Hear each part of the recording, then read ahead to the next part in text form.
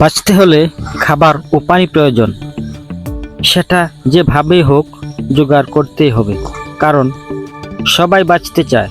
আর চোখের সামনে যদি নিজের সন্তানকে না খেয়ে ধুকে ধুকে মরতে হয়, তবে তা কোনো বাবা মাই সহ্য করতে পারে না।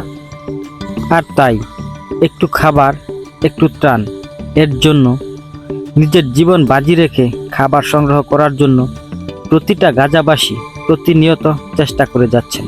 একটু খাবার কোথায় পাওয়া যাবে? নিজের সন্তানের মুখে একটু খাবার তুলে দিতে পারবো তো, নাকি চোখের সামনে নিজের সন্তানের মৃত্যু চেয়ে চেয়ে দেখতে হবে? তাই ত্রাণের পিছনে ছুটে চলা, কিন্তু বর্বর ইসরায়েলের সেনারা সেই ত্রাণের জন্য আসা নিরীহ মানুষগুলোর উপর নির্বিচারে গুলি চালায়, আর হতাহত হচ্ছে বহু মানুষ। এ ভাই, কি চলতে থাকবে? কি প্রতিবাদ করার কেউ নেই?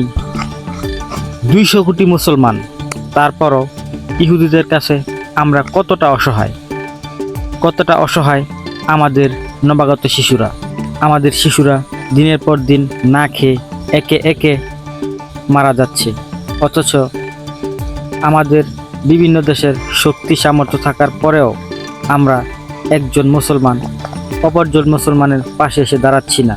গাজার খান ইউনিসের নাসের হাসপাতালের তীব্র অপুষ্টির শিকার শিশুদের জন্য যে ওয়ার্ড, সেখানে গোলাপি রঙের দেয়ালে কার্টুন আঁকা। সেই ছবিতে শিশুরা দৌড়াচ্ছে, হাসছে এবং ফুল ও বেলুন নিয়ে খেলা করছে। ছবিগুলোর ঠিক পাশেই গাজার কয়েকজন ফিলিস্তিনি মা তাদের সন্তানদের দিকে উদ্বেগের চোখে তাকিয়ে আছেন। শিশুগুলো হাসপাতালের বিছানায় নিথর হয়ে পড়ে আছে। ভীষণ ক্ষুধা আর ক্লান্তিতে বেশিরভাগ শিশু কাঁদতে পর্যন্ত পারছে না। বার্তা সংস্থা রয়টার্সকে চিকিৎসকরা বলেন, সবচেয়ে বেশি অপুষ্টিতে ভোগা রোগীদের যেখানে চিকিৎসা দেওয়া হচ্ছে, সেখানে সাধারণত এমন নীরবতাই দেখতে পাওয়া যায়। শরীর ক্রমশ নিস্তেজ ও অসাড় হয়ে পড়ার লক্ষণ এগুলো।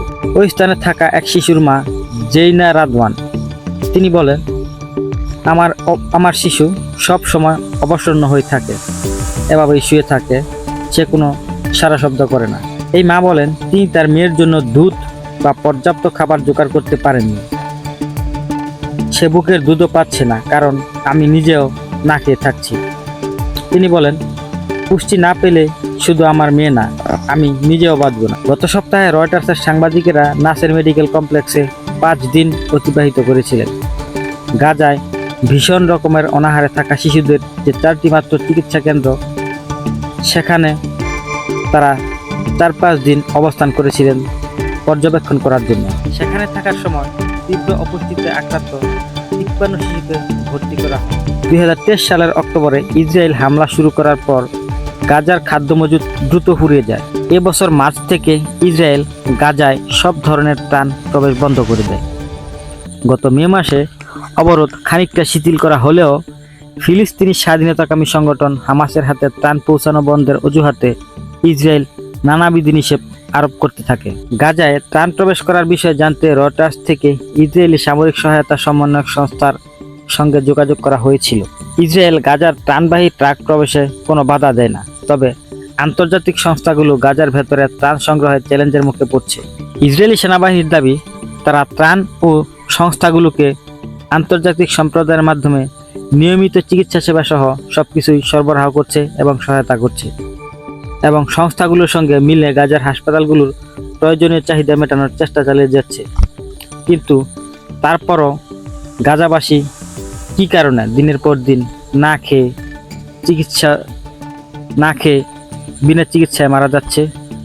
কিভাবে আমাদের শিশুরা কি কারণে তারা দিনের পর দিন না খেয়ে অসুস্থ অবস্থায় মৃত্যুবরণ করছে?